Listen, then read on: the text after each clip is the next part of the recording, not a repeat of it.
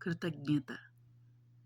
భగవద్గీతను బోధించిన శ్రీకృష్ణ పరమాత్మకు, గీతకు నిమిత్తమాత్రుడైన అర్జునునకు, గీతను ఛందోబద్ధమునర్చి ప్రకటించిన శ్రీ వేదవ్యాస మహర్షికి, గీతను లిఖించిన శ్రీ విఘ్నేశ్వరునకు, గీతను ఓం ప్రథమంగా ప్రచారమునర్చిన సంజయునకు, గీత యొక్క తాళపత్రములను కాలగర్భంలో చెడకుండా కాపాడి లోకానికిచ్చిన పుణ్యాత్ములకు, గీత యొక్క సూక్ష్మభావములను ప్రస్ఫుటమునర్చిన ఒనర్చుచున్న భాష్యకారులకు, గీతను ఇంటింటికి వ్యాపింపజేసిన చేయుచున్న గీతా ప్రచారకులకు లోకమెంతో రుణపడి ఉంది.